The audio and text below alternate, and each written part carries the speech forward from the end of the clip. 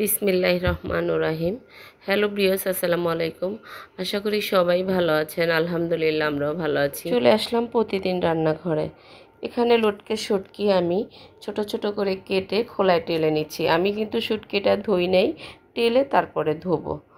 চুলা একটা কড়াই দিয়ে পরিমাণ মতো সরিষার তেল দিয়ে একটা রসুন আমি থেতলে দিয়েছি আর 4টা পেঁয়াজ কেটে দিয়েছি। এখন আমি রসুন আর পেঁয়াজটা একটু ভাজা ভাজা করে নেব। তারপরে শুটকিটা ধুয়ে আমি এখানে দিয়ে দেবো। শুটকিটা আমি ভালো করে ধুয়ে নিয়েছি, দিয়ে দিচ্ছি পেঁয়াজের ভিতরে। এখন আমি শুটকি মাছ আর পেঁয়াজ রসুন ভেজে নেব। দেখেন লালচা হয়ে গেছে শুটকিটা ভাজা। এভাবে শুটকি ভাজলে দেখা যায় যে কোনো গন্ধ আসে না, বরঞ্চ একটা টালা টালা ঘ্রাণ আসে। দিয়ে দিলাম 1 চামচ লাল মরিচের গুঁড়ো, 1.5 চামচ হলুদের গুঁড়ো, 1 চামচ ধনিয়ার গুঁড়ো, স্বাদ মতন লবণ। এবার আমি মশলাটা একটু নাড়াচাড়া দিব, দিয়ে অল্প একটু পানি দিয়ে দেব যাতে মশলাটা পুড়ে না যায়।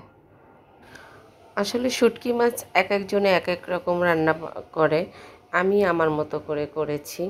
আমার মনে হয় যে আগে শুটকি মাছটা টেলে নিলেই ভালো হয়।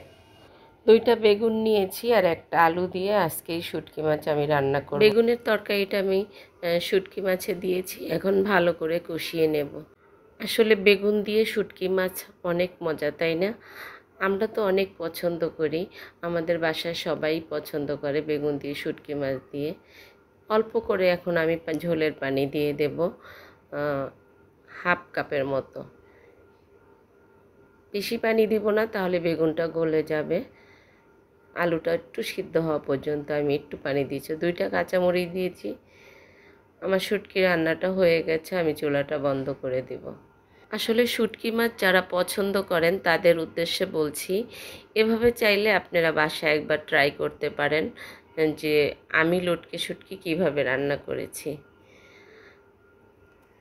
বাটিতে আমি নিয়ে আপনাদেরকে দেখাচ্ছি, দেখেই বোঝা যাচ্ছে যে তরকারিটা অনেক মজা হবে, তাই না? আরও কিছু করেছি, পাট শাক ভাজি করেছি রসুন কাঁচামরিচ পেঁয়াজ দিয়ে, আর পাট শাক দিয়ে ঘন করে ডাল রান্না করেছি, সাথে আছে সাদা ভাত। এ হলো আজকে দুপুরের আমাদের খাওয়া দাওয়া। রেসিপিটা ভালো লাগলে অবশ্যই লাইক কমেন্ট শেয়ার করে ফেসবুক পেজটি ফলো করবেন আর আমার ইউটিউব চ্যানেলটি সাবস্ক্রাইব করে দেবেন। যারা শুটকি খেতে পছন্দ করেন একটা লাইক অবশ্যই দিয়ে যাবেন। আজকে এই পর্যন্তই। সবাই ভালো থাকবেন, সুস্থ থাকবেন। আবারও ফিরে আসবো নতুন কোনো রেসিপি নিয়ে। আসসালামু আলাইকুম, আল্লাহ হাফেজ।